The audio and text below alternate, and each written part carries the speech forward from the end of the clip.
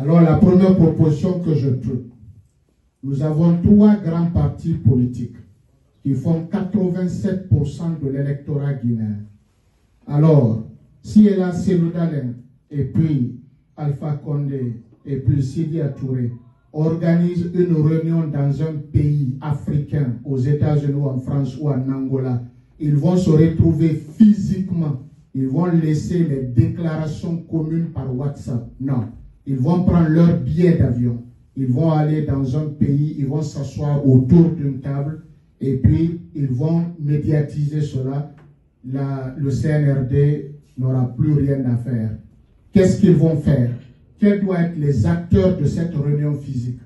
Il y a l'UFDG, il y a l'UFR, il y a le RPG, il y a la société civile, il y a les forces vives et les autres. À partir de cette réunion, qu'est-ce qu'ils vont faire? Ils vont élaborer ce qu'on appelle une charte commune. S'ils viennent aux États-Unis ici, par exemple, ils vont élaborer une charte commune où ils vont s'adresser. Alpha Condé est arrêté, tout le monde est arrêté, le CNRD va les voir ensemble. Parce que ce que les partis politiques ont peur, c'est que si quelqu'un agit, ils ont peur à ce que le CNRD leur dise « écoutez, vous n'êtes plus valable en République de Guinée ». De toutes les façons, ils vont le faire. Alors pourquoi pas aller dans ce sens? Quand ils vont faire une déclaration, une charte commune, ils vont faire une déclaration commune. Au cours de cette réunion, nous allons inviter des représentants de la CEDEAO. Nous savons que la CEDEAO ne fera rien, mais nous allons faire ce qu'on appelle la procédure administrative. On va les adresser une lettre, ils vont envoyer leurs représentants. Si la réunion va se passer aux États-Unis ou à Dakar ou au Japon, ils vont envoyer une délégation de la CEDEAO, de l'ONU, de l'Union européenne, de l'Union africaine, pour garantir une médiatisation internationale, même si nous savons qu'ils ne vont rien faire.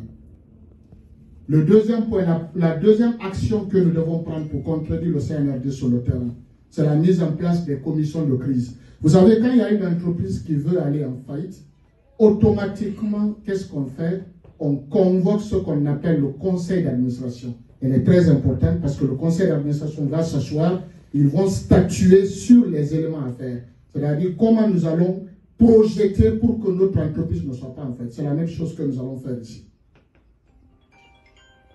Alors, inspirons-nous de cette règle. Nous avons une commission politique que nous allons mettre en place. Ce n'est pas dans les WhatsApp. Les commissions là vont se retrouver dans des chambres. Ils vont travailler nuit et jour pour élaborer des propositions. Parce qu'aujourd'hui, le CNRD pense qu'il est à 5... Fédération Bronson, Wattodi et la Fédération de Hedditi de Sapoitati Amérique du Nord, Wattodi Kadi, et société civile, organisation société civile, à politique, mais faut créer un forum force vive de Guinée. Objectif du forum est objectif forum. Non, ou c'est au nom de la commission dans laquelle vous faisiez partie. C'est pour vous dire qu'il n'y a pas une seule voix unique dans ce parti. Chacun est libre d'avancer ce qu'il a en lui. Et c'est ça la démocratie. Et c'est comme ça que nous voulons exactement diriger la Guinée. Nous avons la présidente du bureau des femmes qui est parmi nous, Madame Fatouma Damokrama Kopailo, une femme très dynamique. Elle s'est fait accompagner par Madame Bari Aminata, si je ne m'abuse, et Hadia Aïssatou. On a un guerrier, moi je l'appelle Gendo, Monsieur Baldé. C'est un guerrier, il faut vraiment le remercier. Il fait beaucoup pour la communauté guinéenne ici. Je suis Lansana Souma, je suis membre du bureau des jeunes. Je vais faire une petite proposition à la fédération pour l'organisation de ces choses. Nous avons organisé plusieurs activités. J'aimerais que la fédération tienne compte qu'il faut introduire des innovations dans l'organisation de nos activités. Les routines, ça va être, comme on dit ici, boring. Il faut trouver quelque chose d'attractif. Par exemple, vous avez vu, aujourd'hui, vous avez envoyé le projecteur. Ça, c'est une innovation. La prochaine fois, trouver quelque chose d'autre pour attirer d'autres personnes. Nous travaillons avec ces personnes-là depuis longtemps. Qu'est-ce que nous avons fait pour recruter de nouvelles personnes? Qu'est-ce que nous allons les présenter pour qu'ils puissent après ici, appeler d'autres personnes à dire j'ai trouvé une innovation qui m'a permis d'appeler soit un ami ou bien moi-même de revenir. Je souhaite que la fédération réfléchisse à ces trucs-là, même si c'est des petites innovations, mais qui peuvent attirer d'autres nouvelles personnes. Et à l'organisation de nos activités, prière d'envoyer les lettres à des associations de familles, des associations préfectorales, des associations, même des cabines, pour que il y a des personnes, c'est vrai, ils aiment le parti, mais s'ils ont reçu une invitation spéciale pour telle activité, ils vont prendre leur temps pour venir nous assister, pour voir ce que nous faisons. Diallo de la Fédération des Angola. La fédération, conseil de base, à les comités de base, il y a une section, si vous avez un bureau spécial, le bureau fédéral Diallo Lani. Araï, nous avons des membres fondateurs Kadi, mouvement, IFDC Angola Wana Samakala. Boykano, Nani, il est au mouvement Notawa et mouvement Dikadi. Pour Tawa, nous avons des partions, Haso, des partions, Drone, Nabi, Lagine, Féodo Alpha Bobakar, ou non, la communication, les gens qui ont voyé. Alors, donc, because il y a des gens qui ont min Côte d'Ivoire, il y a RDR, mais on dit donc, on partit à la Sarawatra, on a des Kambelani. Mais il y a des courageux, Féodo de l'eau, mais Féodo no side, d'ailleurs, c'est en Côte d'Ivoire, Goreba, Bouino Moudi. Il y a un haut de map, mais il y a des gens qui ont Kugo, Goga Godo, Koingal, Goga Kayasi, fait on a Kayasi.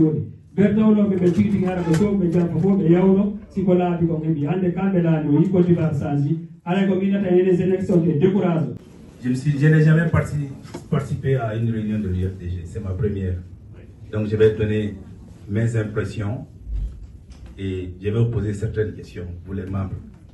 Il y a un monsieur qui a parlé ici, il y a tout le peu de temps que j'ai fait ici, j'ai remarqué, il a mentionné quelque chose de très important.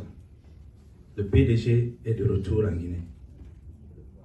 Vous tous, beaucoup d'entre vous sont de la génération des 90 ou comme ça. Mais ceux qui sont des années de la génération 80, 70, 79, ils savent. Nous, on était petits. Mais je vais vous dire quelque chose. Il y a des gens qui disparaissaient à l'aéroport de Conakry. Venant du Sénégal seulement, ils viennent saluer leurs parents. Quand ils disparaissent là-bas, on ne les retrouve pas, sauf après 8 ans ou 10 ans. D'autres même sont morts. Les parents pensent qu'ils sont au Sénégal.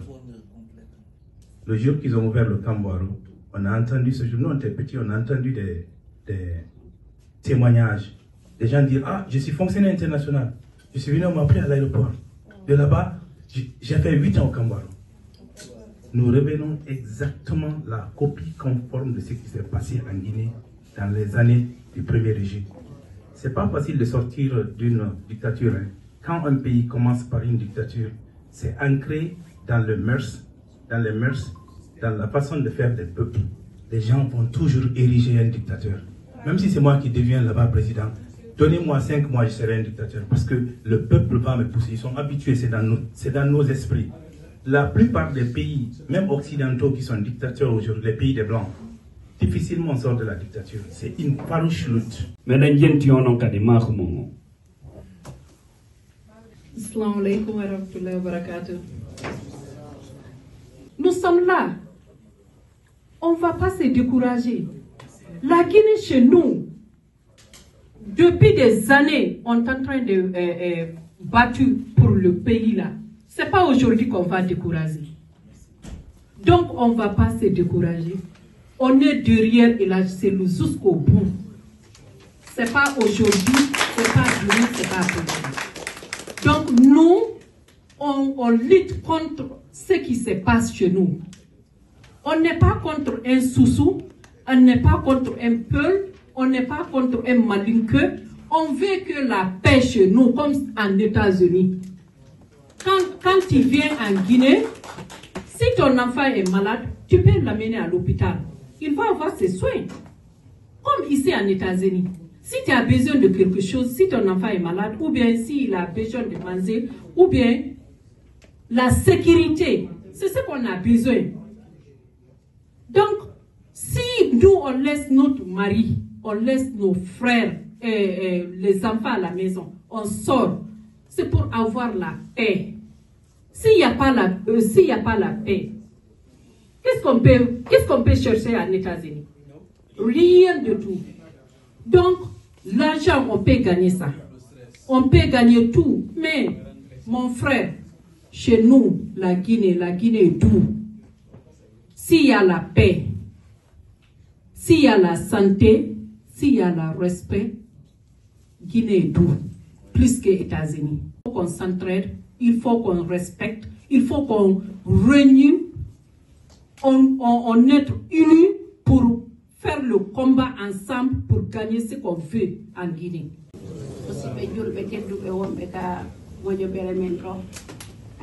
Madame Bari Aminata Sow boyno do hare be andila wobbe kadi hare be andalam hare go mi woni communicant ka bureau des femmes IFDG de com hare on jama julbe o ben do foppo weltanama iden fala IFDG on yaaru yeso buri ko woni do den fala yo alaji sellu hendo ko laamu duubi boyden jokki fi dum do yo Allah on subhanahu wa ta'ala yo wallu en yo Allah alaji sellu ettu laamu yo laamano en Guinée en torike Allah kala ko tawata wawa en wallude fi yo alaji sellu laamo kala e men daroden darona den fi mum ko dum do woni ko nafata en ko ara mi ala do ninde hala président jongo yewti do piiji boyi ko yoru tumbe di ko dum do président e mo andina min kadi ko mi hombo. Oh, bonsoir. Je me nomme Diallo Mamadou. Moi, je suis à Mont-Vernis, mais je commande une carte à quiz parce que je ne savais pas le bureau fédéral de bronze ici. Moi, je me nomme Mohamed Diallo. J'ai une question concernant les finances. Parce que l'IFDZ s'est gouverné autrement. Est-ce que des dispositions sont prises au niveau du bureau fédéral pour pouvoir élucider des questions de finances? Une question mel wontere wano Brooklyn me wali notre coton ka me ali buron soga fo ko on no mijabo IFDG à la barrière si la Brooklyn la waya de Bronx la waya de Queens au tawda no wala ni mao tu es libre, il suffit d'être un militant du parti. Merci. Bon, au nom de Barry Mamadou, et je voudrais savoir les critères par lesquels on peut savoir sur quelle section il faudrait intégrer, parce que dans le Bronx, quand on parle de la fédération de Bronx, c'est énorme, c'est grand. Donc, quelle est la section qui convient? Comment savoir que tu dois appartenir à telle section ou à telle autre? Parce que moi, par exemple, je réside au niveau du côté Eastchester. Donc, quelle est la section qui opère dans cette région-là, sur cette localité-là? Ça, c'est la première question. La seconde question, quelles sont les formalités à faire pour réellement être membre actif du bureau fédéral? Et en outre, peut-être quels sont les documents qu'on doit acquérir? Moi, je réponds au nom de Lamara Naba. Ma question elle est simple. Je veux juste savoir, est-ce que la fédération de bronze, ils ont leur réunion technique avant l'Assemblée générale? C'est la seule question. Je réponds au nom de Mamadou Selou Diallo. Ma question est de savoir combien coûtent les cartes de membres et comment elles s'acquièrent. Merci. Oui, allô, bonsoir. Je me nomme Diallo Lamarama, connu sous le nom de Ramadan. Ma question est la suivante. Je tiens d'abord à remercier le fédéral qui m'a invité à cette assemblée. Voilà. Et quelles sont les actions prévues pour les futures échéances, vu que déjà l'UFDG fait partie d'un bloc qu'on appelle les forces vives aux États-Unis ici. Qu'est-ce qui est prévu, vu que, comme vous l'avez tous affirmé, le CNFD a créé notre élan, qui est un élan qui n'était pas prévu au départ. Qu'est-ce qui est prévu pour, enfin, contrecarrer les actions du CNFD en Guinée? Allez-y. Salut tout le monde, moi je me nomme Barry Babakari. J'aimerais poser une question par rapport aux communicants, soi-disant, quelles sont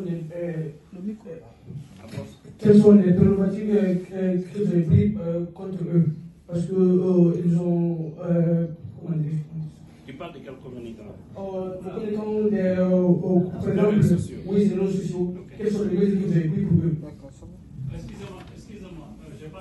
Donc sa question, c'est par rapport aux influenceurs.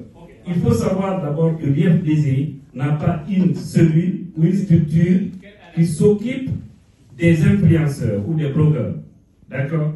Donc tous ceux qui disent qu'ils parlent à leur nom, ils ne parlent pas au nom de l'IFDZ. Même moi que vous voyez, je ne parle jamais au nom de l'IFDZ. Quand je dois parler au nom de l'IFDZ, je précise mes communications. Je suis un influenceur. L'IFDZ ne parle pas tous les jours. Et nous, on est toujours présents. Donc faites la différence. Merci. Parce que nous avons des nouveaux militants dans les sections.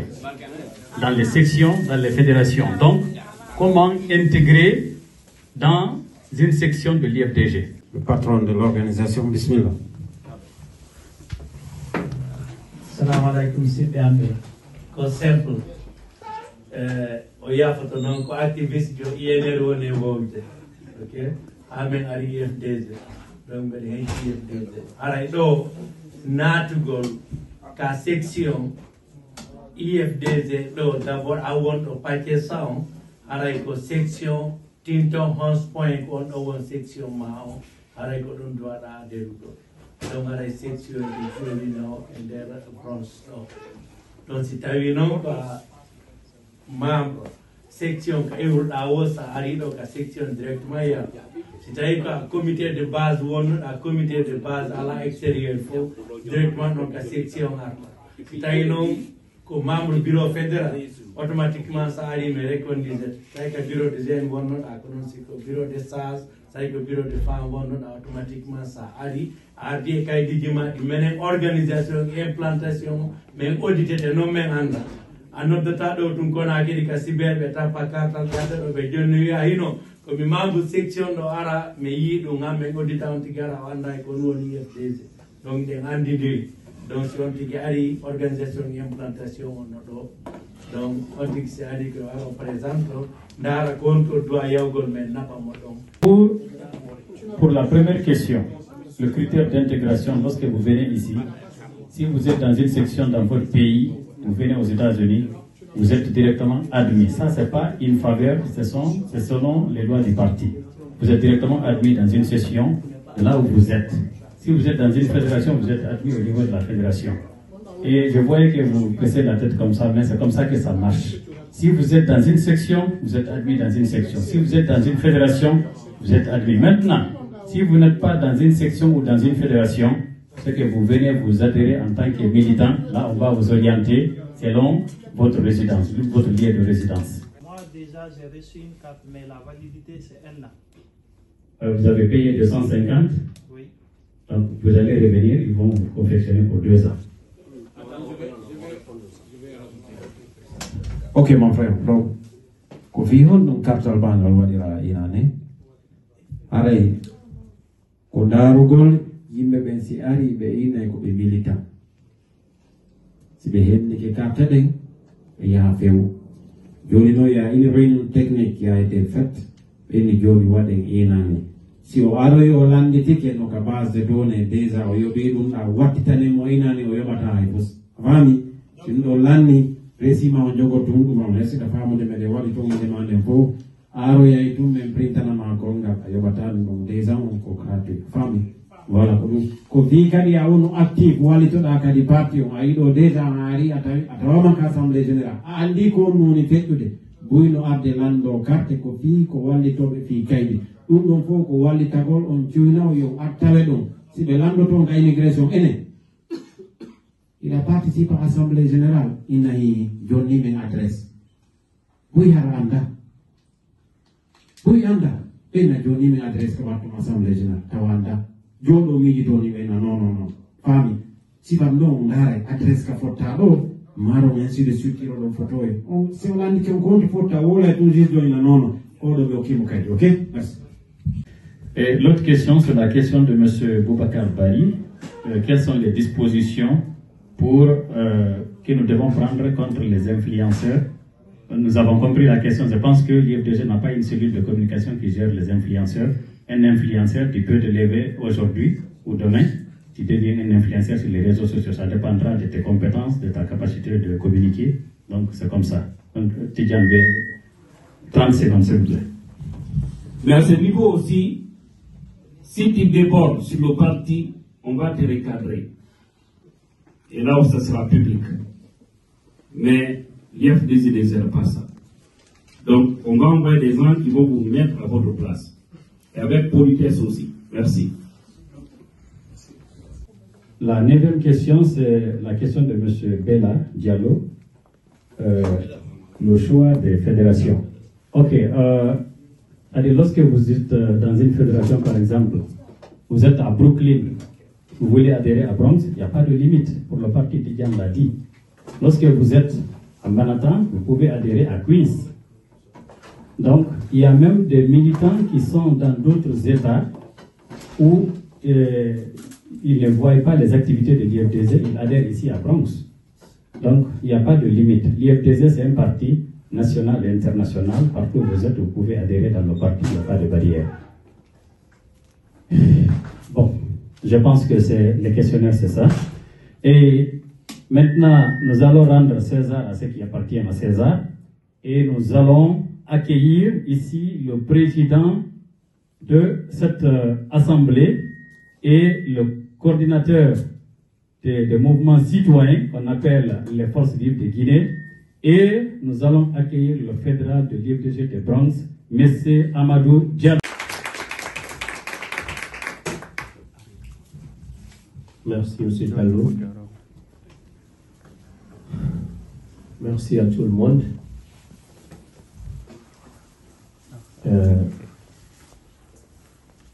Aliko Pou, mais weltaniko Sena Gongol. En tolnay kadi mawɓe meɗen ɗo docteur Abdoulaye Balde mawɓe meɗen seniɓe ɓen ɗo joni buyi e moɗon no andi ɓe woɓɓe kadi ala e andaɓe ɓe mawɓe meɗen ɗo ko wonɓe gollande état on ɗo daraniɓe kadi communauté meɗen ɗo so yi hande piiji pus no wawi heɓade ka communauté mo tawɗon ɗo mo tawɗen ɗo ko parti jallaɓe mawɓe meɗen ɗo ila e juulirde men ɗen ɗo ha e juulirɗe ɗe anduɗon Bronx, Brooklyn, Queens, Manhattan kañum kadi e cuuɗi meɗen ɗi anduɗon ɗo ɗe nana toon Union Fouta Bottal Fimantal e organisation ji buy e kadi buye moɗon kadi ɓe yewta ka jamiu ɗo ko yowodiri fiyo immigration wallugol fi looyaɓe donc kadi ka telemma ka état New York on ɗo piiji buy hiɓe tawa toon ɗe wonɓe gérude fiwata waɗe hoore meɗen e ko yowodiri e sariyaji immigration ɗo ka bureau maire o donc toon ɓe gollata ɓe wallitike kadi sukaɓe men hewɓe seniɓe ɗo wodi cende ɗen kala ka miijitorɗa docteur Balde hino ɗon hino tambiti hino wallidade donc haray en torani keɓe Allah yo Allah on boɗo duuɓe e cella waɗa barke zurriyaji maɓɓe ni yoɓa ɓe ko ɓuri moƴƴude e joddi donc haray docteur are ko toli moɗon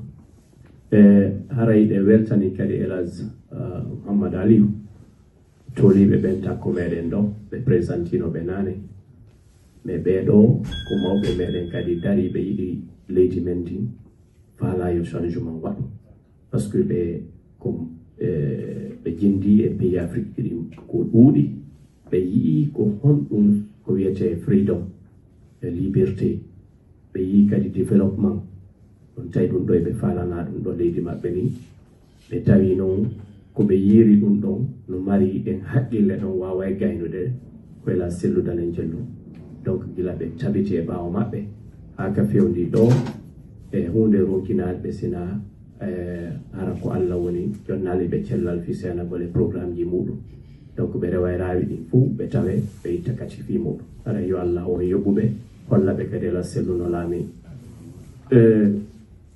ine weltani kadi bureau ji men ɗin fuu surtout bureau de femmes bureau de jeunes bureau parallèle ji so nani institution ko buy hawtiti waɗi ɗum ɗon woni institution ɗon wawi fonctionnude se a nani aru fotten ko aru haɓe. Donc ko on ɗum no wawata gérude o institution ɗon e on portal ko wiɗon noon ko muñodiral ngal e jaɓidiral ngol. Monsieur Balde ɗo, Mamadou Balde ɗo, meeɗi ko o yii darande makko ne exemple ko exemple molanaɗo wonande goɗɗo congolejo tawi mo arayno Washington DC ɗo yeeso congrès o kanko tun o ƴetta micro makko o wakko o waɗa drapeau congolais o ara o daro ɗon ɗen o lita o waɗa manifestation kanko tun o waɗi ɗum ɗon ɗen nen duuɓi 5 e ngal ɓay trompari ɗo kalamu ko disposition mo arti ƴettude on fi ko yowodire ɓe ko woni fi dictateur ɓe faalaɓe luttude laamuji Afrique ɗo ko Congo taw fewdo ɗo ni e hay sukaɓe immiɓe ɓen num fi yettugol laamu gon ɗon kamɓe ɗo wi yoɓe armoɓe ɓe wallitoɓe. Donc haray décision sifa ɗum ɓe dari ko fi yo moƴƴu ino ɗo ɗen bobo makko emo wondi e makko sago makko o bobo makko ɗo ko Conakry mawnata haray mo werti. Mais si tawi hara ɗum ɗon ala ɗo susta kanko yahude na bobo makko o susinaɓude to. Donc si oɗo mawni ɗo ko histoire o windoyta winda ɓengan ko lagine iwɗo nokku go no wiye Guinée Conakry on noon kadi ɓiɗɗo makko on kadi kon histoire janngoyta. Donc on littu ɗon se balde woni littude ɗo fii wata ɗum ɗon waɗo hara wona e leydi ndi en wawa e jeyde ndi ñande goo hara ɓe ɓiɓɓe men landaki en ɗin question ji ɗo yo Allah yoɓɓumo e okka en polkal ngal. Haray o bureau ji ɗin fou communication men on miɗon andi vraiment Tidiane o sellaka o wonno ɗon hande mais tippude ko anduɗon ko fi leydi ndi kanko honno portos ɗon ɓeɗo ko ɓe wonno ka sellude commune wondude Ousmane Gawa ɓe no wawno hande ɓe ñamude kamɓe kadi kono ɓe tawi ko leydi ndi ɓurani ɓe ko nundal ngal ɓurani ɓe ko tabital ngal ɓurani ɓe. Donc ko on luttuɗon ɓe adde muɗum ɗo eɓe continue. Donc haray iɗen weltani ɓe brado moƴƴuɗo ɗen weltani kadi secrétaire administratif men on ɗo monsieur Alteni Diallo o yi golle wodaɗe ɗen donc ɗum si meɗen haala goto ala kay yoɓede e ɗum ɓe ko ɓe jooɗi fi moƴƴinalngol en carte je ko ɓe jooɗi fi moƴƴinalngol e attestation ji ko ɓe jooɗi kadi fi ƴettangol en IPV ji ko ɓe jooɗi kadi windugol kala ko annduɗon donc hiɓe ka coordination Amérique du Nord fédération Amérique du Nord hiɓe kadi ka force vive hiɓe kadi ka parti dow to fi wallitagol fi hakkilleji e ɗum. Donc ko ɗum waɗi si tawi woɓɓe min jokki ha min noddi min wakkilike me ɓe ala non no woodi ko kippaɗen ko halfina ɗen sa gaynata fof sa halfintaki hay fus. Donc haray organisation on ɗo kamɓe kadi ɗe weltaniɓe muradu moƴƴuru so yi enen ɗo fof en wawi hewtude ɗo o sal ɗo ko loi ɗo etaɓe piiji fof ko organisa ɗum loi so nani section ji no wooda hande bureau parallèle ji no wooda ko barkiki Allah e organisation on ɓeɗo implantation o donc ɓe gollude golleji extraordinaire. Donc ko andu ha honto se nani fédération IFDC Bronx ko par ce que ɓe desuɗuɓe no gollude ɓeɗo no gollude no tabiti so yi hande wono bureau de jeune vraiment men mbiɗo weltanima monsieur Mamadou Amadou moƴƴa monsieur Souma proposition ji mon ɗin prendre ça en compte inchallah e ɗiɗo ko sifa ɗiɗo kadi so nani wono bureau parallèle ji ɗin bureau de jeune et consort so nani ha jonno marsude ko par ce que ɓe dari ɓe wawno yawde ɓe waalo ɓe jokka haaju maɓɓe sofano fof jokkiri no haaju mum ma ɓe yaka bureau ma ɓe yaka CNRD par ce que hande ɗum ɗon saɗa immi ɗo hande ɓe ɓe ukkinoke ɗum ha wonti pagay ha ɓe na joni men yafuɗon mo on men dekkay. Donc aray ɗe weltaniɓe tabital maɓɓe ngal fi leydi maɓɓe ɗi wona goɗɗo ɓe woni servude parti o nena sat soirée mo yiɗo on ɗo ko kanko woni fi ka building ɗo o woni ko kanko woni ko darani en fi ɗum ɗo ka organisation fino ɗum ɗo heɓorono laatoro gila e 13h hande ha ka fewndi ɗo mo acciti ɓiɓɓe makko wodi makko acciti golleji fof fi hande darani en sifa ɗum ɗo donc ko andigol ha on to responsable ɓen ka nder fédération no gollude no wakkili mourado moƴƴuru fino fédération no golle men ɗen avancera aray ko kala proposition ji ɗin wono bureau de femme o yewtiri ni bureau de jeune aray no woodi incompréhension moye seeɗa waɗi ton ɗin ɗo inchallah min régula eɗi ka réunion ji amen technique mais ce qui komi ɓedda ɗon ɗen wono monsieur amadou e hunde ala ko réunion ji ko waɗa ko tawata monsieur alassane tawaka fami donc bureau fédéral on par exemple himo ton présidente no ton secrétaire généraux ɓe fof no ka bureau fédéral donc quand il y a des informations il y a réunion technique comme ne maɓɓe watta ko non créiran ko fi yo information kamɓe ɓe ƴettora kamɓe naɓani arana mene on fami s'il y a des informations qui manquent vers là-bas haray ko no wodi ko yewtide ten e hooreɓe ɓe inchallah kono it's good that relève le point inchallah on va prendre ça en considération et proposition qui ɗin kadi fi on no yaltirde e crise on va prendre tout ça en considération donc haray kadi meɗen tori no wawi wonde hara secrétaire général ma hoorejo on ton imo occupima goɗɗum relevant probléme ka makko mais mbi o ronka ƴettude en considération ma on neeɓa jabagol ma ƴettude action iɗon wawi men attande ɗo en écriture en tant que responsable minen bureau fédéral o meɗen wawi addude ɗum ɗon ko attention makko min ne waɗiri ni e yewtiri ni quand on parle de finance par exemple ka finance kanko wonno andi fédération niveau de fédération de 14 fédérations de New York pour arriver le président Bronx halfinano finance par exemple niveau général imoton famine donc wono kanko halfinano ɗo ɗon ñande kadi waɗayno on réunion compte rendu général il était là-bas kaydi ɗin kadi mo jogui men distribué fof le compte rendu final e waɗi ɗum ɗon donc il était là-bas donc mimo jogui kaydi ɗin donc ɗum wasi mi inni s'il y a quelque chose ko tawata ara hewta ali on réunion général ɓe woƴƴitana aray no woodi ka information sakki quelque part donc on relève ɗum tout vers nous on va vous faire comprendre que donc hande e wanno nouveau ɗiɗi nouveau local hakkunde men fédération o nga taw fi ko yowodirno e fi investiture men on finance ɗon et puis arrivé le président donc tout ce compte rendu là on a fait ensemble avec monsieur Alassane donc avec tous les secrétaires généraux et les ceux qui ont alano donc présidente famille donc inchallah on va gérer ça dans nos prochaines réunions techniques.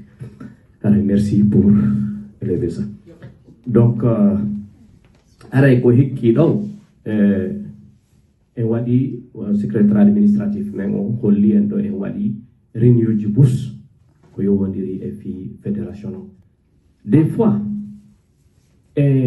réunion ji ɗin ko ɓurata hewde ko waɗgol taway iwray woni dow tawa ko haaju yani ma fédération ji ɗin sappo e coordination o haaju yani ton donc ɓenna iɓe faala réponse tawa ko automatique il faut men nodda mi noddita réunion e nder 3 jours ma 2 jours ma 4 jours si tawi hande UFDG ela sello alano annona hande élection ji waɗa lagine neɓi mais ko sabu ɗum ɗo ko ɗum ɗo woni ɓe soñjude ko ɗum ɗo ɓe haɓɓi ɓe lanca e o parti ɓe haɓɓi ɓe itta ela sello e ore parti o fi won ɗum par ce que ko wonno balde haaliɗa kon ko systéme enen noon ko contre on systéme ɗon wonɗen dari ɗen ko contre on systéme wonɗen batude c' est dire arɗo o ɓe waɗa ka hoore makko waɗu ko makko an kadi gueɗo heɓa keɓal ma ngal o ara ko moƴƴo kono jonnuma ɗon lebbi tati ara woni tre ara woni korumpi e jibitimo hakkille ɗe hande kadi naafi jama o yiyata mi haalana on garanti yahi to jentito ɗon kadi discours Mamadi Doumbouya fewndo ko ƴetti laamu ngu ko woluno ɗon ko fof ko gonga makko ko ka ɓernde makko wonno c'était la vérité mais down the road ɓawo kodiri e systéme o nangi ƴiƴanna jiiɓimo fes mutiniɓe ɓe fopp majji joni noon ko contre on systéme ɗon wonɗen ko mbatude fino on systéme ɗon accira heɗa wawi warde faytaɓe ɓen fof wonɓe dariɓe ɓen fijjetaw kono a warata fayto kanko ti sina ɗum Mandela en laamotano ko ɓe lamɓe man ɓe yennana yimɓe ne nawa taw jaɓu warede hande kadi taw jaɓu maayide hande kadi taw jaɓu bonnanede taw jaɓu na onon woni e jaɓri ko systéme on ɗon kombatude fi on systéme no maccu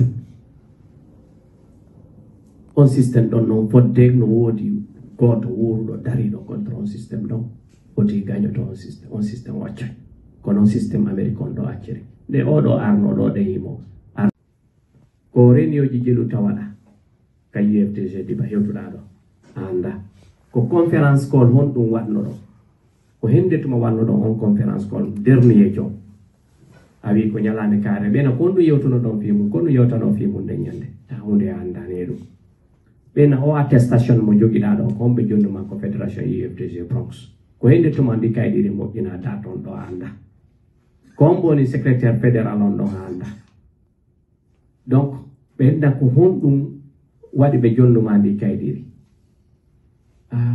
bon ɓe jonnan tunɗa ko par ce que avocat jo ma on landike ma est ce que quoi actif ka fédération ka wonɗa ɗon hiɗa jokki ka continue luto wiɗa hi ɓenna wa yaw ka fédération ma waɗa on attestation e ko woni feƴƴude kon ka leydi e wondema an ko a membre jo actif kadi nder ɗon et puis yiɗa yoɓude cotisation ji ma ɗin ko ɗum woni $250 pour 2 ans $10 par mois ko ɗin ɗo wona ƴetteɗe waɗe ɗi activité ji ɗi wonɗen wadde ɗo foɗugol salji e consort moƴƴingol kayitaji e ila ahiri ɓeyna est ce que ɗum ɗo fof no windi nder to ɗon ɗum ɗo fof tawa hiɗa andi donc joni noon ɓe andi wondema effectivement hiɗa woni actif ka nder fédération ɗo ɓe andi ko a aadi UFDG hiɗa mari photo ji hino ɗo activité ji on ɗum on ɗum tawaɗa walla donc on gayni ɗum ɗo on parti gasi ɓe andi ko aadi UFDG joni noon ko ɓe landotoma ko honɗum woni ko sakkiti waɗudema ka leydi ma ɗo ya yaltude to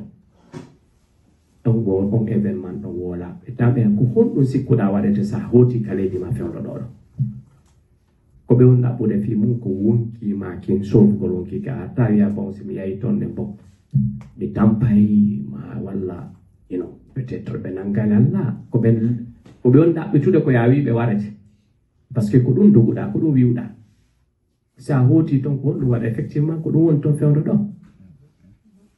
ɗo yimɓe no hoccede ka aéroport ji ɓe dispari korji maɓɓe ha yiyatake donc ko ɗiɗo woni piiji asile on lanni kono fodde ɗum ɗo on gaynani ñawoje mon ɗe miɗen tori on participer e activité ji kala kana nodɗo activité UFDG ma activité fi leydi men ndi ko woɗɗi wo ko jari wo imme wakkilo ɗo daro ɗon yawo fi muɗum wallay non seulement wallay on ka leydi wallay leydi men ndi mais wallay on ɗo kadi hollay ɓeɗo wonduma effectivement ɓeɗo ko yimɓe dariɓe fi leydi maɓɓe fino démocratie ñiɓira ɓe walle si ɓe wallama fi ɗum ɗo ɓe wannafay hay ndi leydi ɗo joni wono onno siɗo me on diallo ɗo ɗe police jome on ɗo on nani ko yewti en ɗo ko donc oɗo waway wonugol yesso to ɗen janggo tooñe o yiya ɗon ɗen lawol no guine wallire o rokka darade toon ko sifano to kare ko ɗum ɗon woni toon inchallah en jonnayi mako e mabɓe men ɓen docteur e waɗana yewtere assalamu aleykum warahmatullah nam sallim haray on weltanama onon feeniɓe ɗo ɓe haray on yaafoto komi leeti ko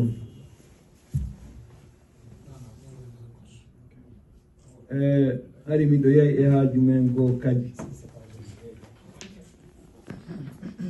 en yawno fottugol coalition julɓe ɓen ka leydi ɗo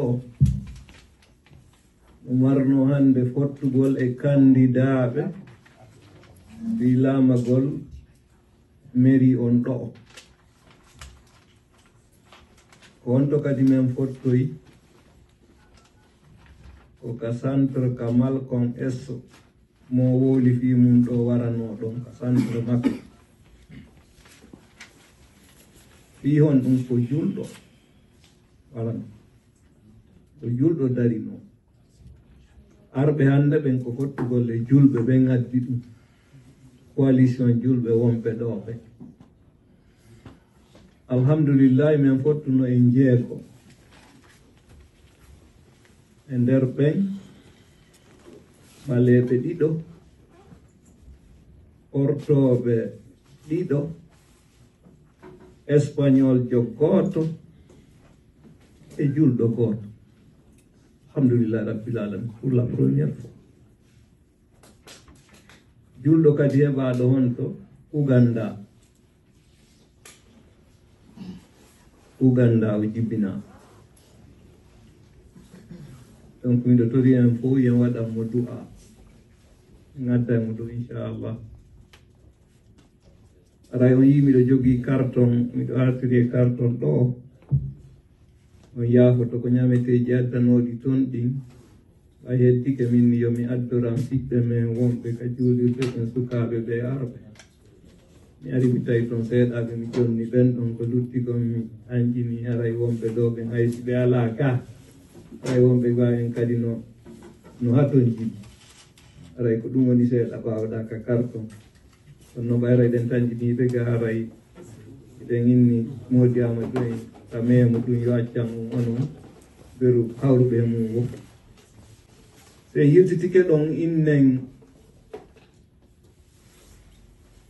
iɗen tori souvent talan yo kon on fof kaydi e no ɓuuri e newor